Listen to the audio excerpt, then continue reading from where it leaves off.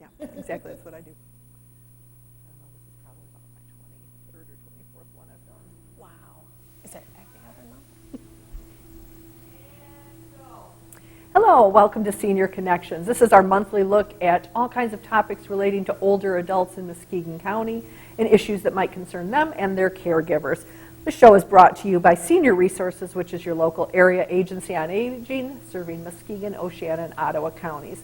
And each month we come and talk about issues that are of interest to you and those around you, and we try to navigate what can sometimes be a confusing network of services for older adults and their caregivers. So nothing more appropriate than trying to navigate that than by bringing in a couple of phenomenal ladies from Call-211 today, and because they are all about navigating services. So I want to welcome my guest, Stacey Gomez, who is the director of Call-211, and call specialist extraordinaire Bonnie Pedell, and they're going to help us try to understand more about the 211 service, why you need to remember those 3 digits as much as possible, and what resources there are to help older adults. So welcome, ladies. Thank you. Thanks for joining. So we'll start to get to know a little bit about both of you, and then we'll delve into 211. So Stacey, tell us how long you've been with Call-211. This month is actually my 16th year that I have been working with the 211 program.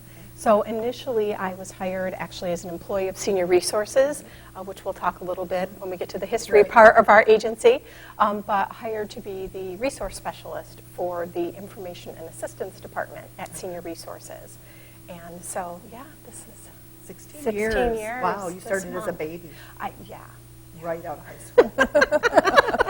Thank you. Bonnie, how about you? How long have you been with Call? I've almost 11 years. Oh, wow. I started in 2006 with Ottawa Okay. County as a person that came in for just 10 hours to 12 hours a week. And then shortly after, it was in April, and by September, we were united with Muskegon's 211. And so I moved across the bridge to Muskegon. And we're happy to have you. Yes. So That's a good thing. let's start with, we'll do a kind of an overview. So the name of the agency is Call-211, and CALL stands for Community Access Line of the Lakeshore. Right. So you'll hear we abbreviate it as CALL sometimes, or just 211 because 211 is national, but let's talk a little bit about that. People have known for a long time 911. 911 is what you use to call for emergencies, get police, fire, that kind of thing. So, but I remember from before, I mean, that happened during my lifetime that 911 came into existence. I'm very familiar with 211, but give us some examples. When should people use 211? What's the difference between those? Sure. So 211 is a comprehensive, which means all ages, information and referral program. So an individual would dial 211 when they are seeking help with a need that they might have, or a need that they know someone in their family, a friend, a church member has, maybe a concern about how to navigate services. So they may have been told, you know, I think you should apply at this agency and this agency for help, but the person has no familiarity with what that requires. So they may call if they need help with that navigating, and also just maybe needing someone to talk to about if the problem or concern they have is something that help may be out there for. And I think of that for support groups, access to mental health services, substance use treatment. We have all different kinds of information and services in this community that help individuals that go beyond socioeconomic need. Right. And so it really is a program, the 211 is a program for everyone, regardless of their age, what their question or concern is. There are no wrong questions.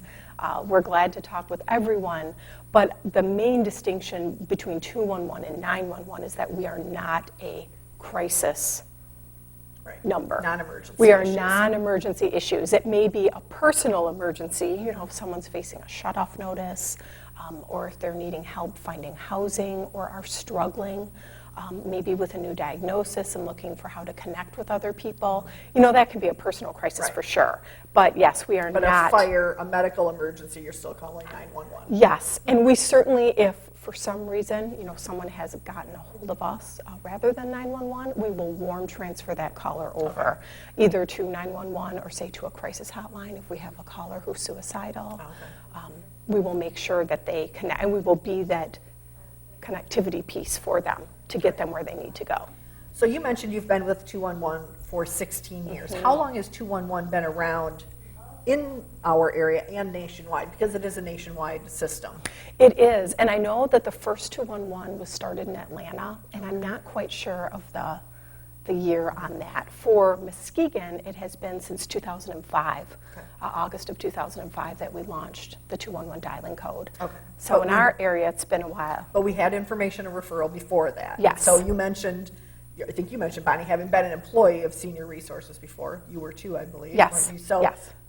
So how some of that happened is that Senior Resources had information and assistance or information and referral for older adults, those 60 and over, that was being provided. I know that United Way had a long history of information and referral in general for things, and so I know that at some point Senior Resources took the lead on deciding that we should make it an official 211 service. Did that United Ways also came into some of that? Yes, yeah, and in Muskegon, the way the service came about was that Senior Resources, United Way, the health system, which there were two at that time, and lots of other community foundation, the Muskegon Chronicle at that time, the Intermediate School District, all came together and decided as a community that they wanted to have one central database that could be available on the internet. So rather than different agencies coming up with their own directories and kind of reinventing that wheel each time and using staff time and resources from those agencies, which we as nonprofits often have limited funding, to kind of work together and to bring all of their current directories and whatever they were using to put them in one place. And so Senior Resources, through that process, I believe, won the bid to be the agency that would handle that website, which was called iHelp. And that is when I was hired at that point to then be the resource specialist for that website. And shortly after that, Dee Scott, the former director of Senior Resources then, and Susan Howell Stuck, who was the former director for Call, worked towards having the 211 program. So it actually started kind of as that website and then moving to being a phone-based service, using that website as a backbone. So that's a really great history for people to understand, that it's a really wonderful way for all these different organizations to come together. Couldn't have really done all of that before we had internet. No. I mean, that's why everybody had their own fractured systems, and there was lots of picking up the phone and calling other agencies and trying to help people that way, and that's one of the big changes. What other kind of changes have you seen in your time there? Gosh, we have gone through several different software providers for the information and referral database, and we're going to be going through another one starting on April 1st, so that is a big change. We have seen an increase and decrease in access of services. So when the recession hit, and because it hit Michigan first, and I know Muskegon, being especially affected by that, our call volume really rose in 2008, late 2008, 2009, 2010, and we have seen a more steady decline in contacts from that. So as our contacts have decreased, different 211 centers, including ours, have been in the position of seeing how else can we collaborate? What other kinds of programs can we work with? What screenings can we do? How can we assist other entities in work that they're doing and collaborate that way? So we have been involved, some examples of that would be in disaster assistance and being available to help counties, their emergency management departments, and fielding those types of calls. And just trying to make sure that we're helping not only individuals who contact us every day, but the larger community, and trying to be a good partner. Really being an asset to Yeah. the whole community Yes. that way. So, Yes. Well, great. We'll come back to some more of that, but I want to hear from Bonnie. So, Bonnie, you're on the phone. What type of questions do you ask when somebody calls? Is there a typical call? Though I know there's not a typical caller, but what kind of questions do you ask? And Sure. When we first initially say, I identify myself as a Call-211, Bonnie speaking, so that they know who they're talking to. And how can I help you? And that's just the lead-in to whatever the call may be taking us to. And depending on their response, I will then ask questions for utility help. You know, do you have a shut-off notice?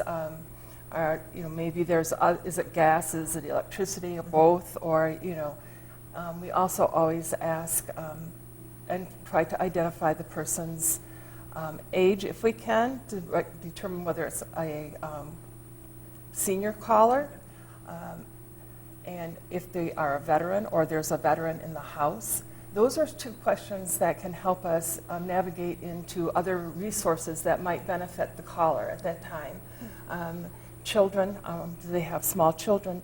Some of our questions that we initially ask, or maybe not right away, but throughout the call, we get information that would identify other needs in the home, like children under the age of 5, whether they need WIC assistance or other programs and services, preschool assistance. So we identify some of their needs, you know, where they are, and see if there's anything that we can navigate into further on in the call, other than just the initial call, maybe for utility help. So after that, I guess it's just, okay, is your electricity, your gas, is it on, is it off? A veteran has more asset, you know, a bit assets, and that's not the right word, options, thank you, that might assist them. And seniors, also there's gatekeeper programs for seniors if they have tried to get help with utility help. There would be a gatekeepers program, maybe through Senior Resources, that can further help them connect with services. Sometimes they have already connected with the utility company, or not the utility company, but the agencies that are helping in the area, and they're not able to get assistance. So the Gatekeepers program might be able to help navigate, or at least extend the shut-off period so that they're not turned off right away, and they can do advocacy on behalf of the senior. So those questions that we ask are really are very helpful as far as determining what the needs of the caller are. So you're not prying, you're trying to find out what services there are that can help. Yes. And if they want to be anonymous, we don't push them. That was going to be my next question. Must they give you their name? No, they do not have to give it the name. The only thing that we require is that they give us their zip code, so that we know what area to search in. You know, if they're in Ottawa County, we do not want to send them to Oceana or Muskegon. Understandable. So I'm just curious, does anybody ask you why you're asking them those questions? If you ask their age, because sometimes people are sensitive even though you're on the phone and they can't see you. Yes, they do. And we give them the honest answer that it's beneficial to us in order to help them identify whether they're seniors or not. And it's also information that the next time that they call, the next call specialist can build on the information that is given to them. It might be that the utilities that they were calling about, they were not able to contact the agencies that were provided for them. So if they call back wanting other services, our notes and the information that we have gathered helps the next call specialist, so that you're not having to go over again with the same things. We've got that documented. So you are keeping you're keeping a record of some sort, Correct. mainly just so you can know what help you've offered, what the issues have been. Now, so if somebody didn't want to give you their name, how then does that mean you can't necessarily help them because you don't have those notes, or? No, we still help them, give them the same information we would the other person as best we could. Okay. It's just that if they call back again, nobody has that information to build on. So there's no record of them necessarily in there. Right. Okay. How many people, do most people give you some kind of information so that you can keep those records? Majority of people do, yes. Because if you explain that to them. Right. Yeah, and our repeat call volume is very high. Okay. So we have especially So, in Muskegon County. so certainly a lot of people are developing trust because you've shown caring and all of that. Yes, things that for what that is. And with 211, it has, there are several tenets in order to be a 211 service. and an accredited information and referral center is, and for 211, the call has to be free, or their contact with us has to always be free. It has to always be confidential, and they have the right to remain anonymous. Okay. They do have that, right? Yep. Yes. So those are kind of And those three those are tenets. things that we would also tell them that, you know, that it is HEPA. And anything that we gather, we are not allowed to give out to anybody else unless they give permission for that to be shared. So they're not going to worry that, say somebody called and they were an illegal immigrant, for example. They're not worried that that's going to get to authorities or something because you're not going to give that we would never information. share information, even if, say, maybe someone is a client of an agency in Muskegon, and that caseworker has suggested to that individual that they call 211 and find out about food resources. If that caseworker were to call 211 to follow up and say, hey, you know, I'd like to know if John Smith called you, we cannot share that with him or her. It's confidential. Okay. So, I had a call once that was very unique. It was one day, a woman called needing help for her mother. She was actually living with her mother and asking for assistance for her mother's care. Gave me a lot of information, and we went through different agencies and services that might be able to assist. And she was pretty much the only sibling in the area that taking care of the mother. There were other siblings outside of Michigan, but they were not very helpful because they weren't here. Well, the sister-in-law the next day, and I happened to get the call, the sister-in-law called, and I just knew that because of the same name of the mother. So, you know, I had all the information from the first caller. I knew this lady like she was sitting next to me almost, and I had to repeat the whole call all over again with the sister-in-law, or, you know, for her mother-in-law, giving her almost the same information, maybe building on it because I had insight to know the situation, but could not reveal that her sister-in-law had called the day before, which was really kind of a hard, it can be tricky to navigate. confidentiality on that one was a little bit You want to just go, tricky. oh, your It's like- sister-in-law. It's like, no, did not do that, and kept both calls as if they had never called. But that's a lovely, That's just- lovely problem to have, that actually there were two Yes. people who cared enough and knew enough to call. Right. Yeah, and who Yes. had the same call Yes, specialist. yes. You know. And that's not always going to happen. No. And we should point out to our viewers that Call-211 is a service that's available 24 hours a day, 7 days a week, 365 days a year. It's not just in English either. No, it's not. No, we use an interpreter service, a service called Language Line. And so if a caller calls in and either is not speaking in English to us or shares with the call specialist that he or she would prefer to speak in their, you know, first language, then we will place them on a brief hold and get an interpreter service. And the interpreter service also has the ability to determine which language the individual is speaking if we cannot discern what that is. Most frequently, Spanish is the language that we're using. But I know that one of our other call specialists, Marlene, had a call several years ago with a woman originally from Ukraine. And so I don't know if, you know, she at that time knew which language she was speaking, but was able to get an interpreter. Now, how does that work if they call? Because when they call, I don't think I've called 211 for quite a while. Do I get a person right away, or am I going to get some choices on what to do? You're going to go through the phone system. So we do have what is called an IVR, which is going to be an automated phone system that's going to ask the caller to put in their zip code. Once they have the zip code in, it will route them to our agency, because there are 6 other 211 contact centers in the state. So it will route them to us, and then they will hear our options on the phone. Okay. So they will hear options, for example, for utility assistance, for food, for senior issues. Okay. And during tax time, there is an option, because we do schedule tax appointments for the VITA program in Muskegon. They will hear that as an option. Okay. And when the Age Well and Senior Resources DTE Christmas dinner is happening in December, they hear an option for that, so we can make those appointments for folks. And then that allows us the ability to give specific skills to call specialists. So it might be that perhaps, you know, say maybe Bonnie and Gail are just going to be taking tax calls. But someone else, if Sarah is also helping with phones, maybe she's not going to get the tax calls. Okay. So we have the So it ability routes to that assign way. skills Oh, that wow. way. Yeah, and kind of work and help manage our call volume. Okay. How many people do you have on staff? It's just I know it's a small Yeah, agency. yeah. We have a total of 6. 2 of the 6, myself and Sarah Johnson, our resource manager, are full-time. And then we have 4 call specialists, Bonnie, of which is one of those, and 3 others that are part-time. Okay. And so there's a point in the day where the calls aren't being answered by your fabulous staff. They're going to Correct, to after all. Griffin Place, Okay. which is the 211 contact center for Kalamazoo and several other counties in southwest Michigan. So we have contracted them, since 2005, with the exception of maybe a couple of years where we were using a different center. But otherwise, they have handled our – after-hours calls.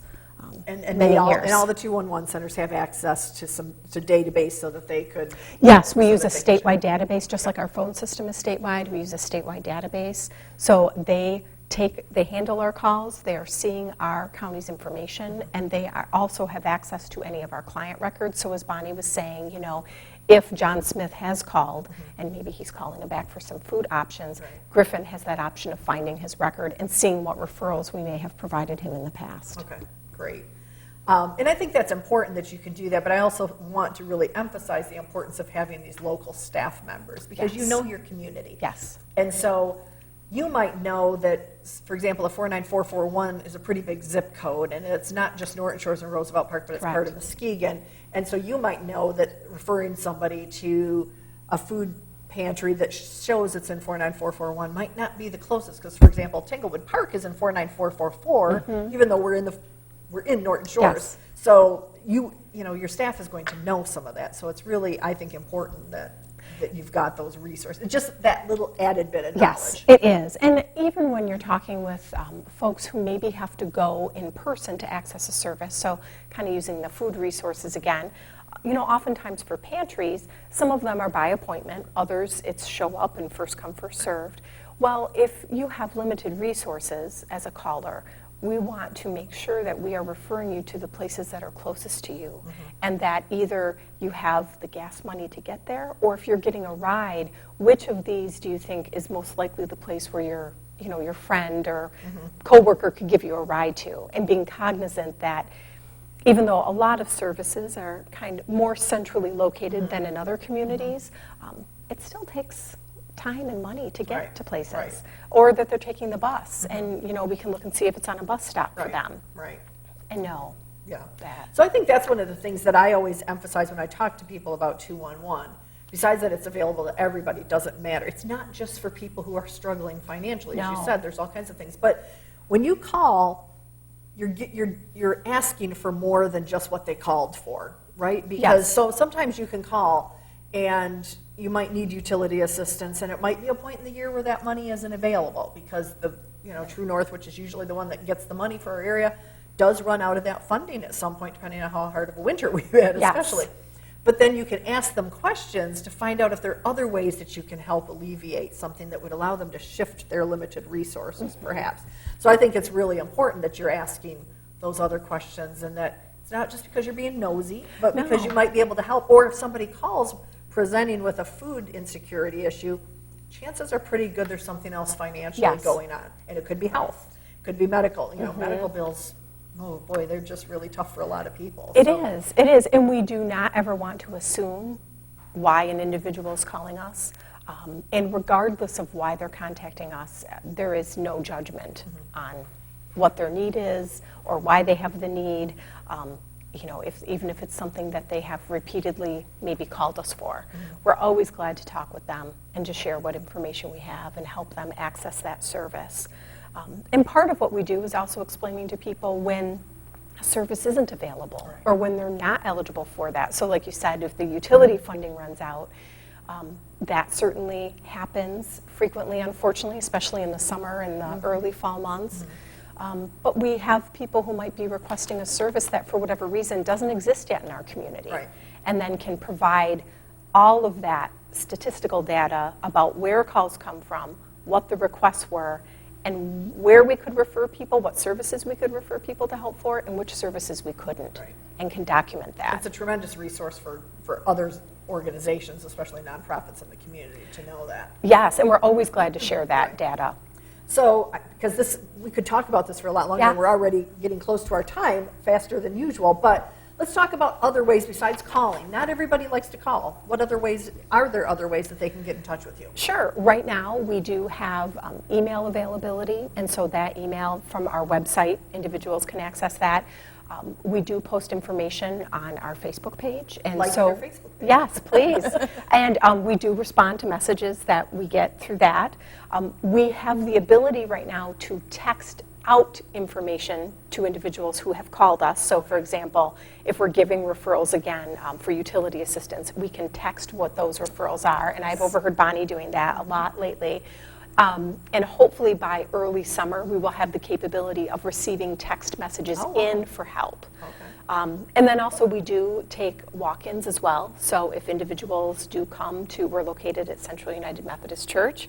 So when we were housed with Tanglewood, or at Tanglewood, we had a much higher walk-in volume than we do now. But if anyone would prefer to have a conversation in person, they are always willing to come. So the church is actually only open Monday through Thursday. And so between the hours of, I would say, 8 to 4:30, we'd be glad to talk with anyone who prefers to talk that way in person. So let's talk really briefly about, it's a challenge to keep information up to date. How do you do that? That falls to Sarah Johnson, who is our resource manager.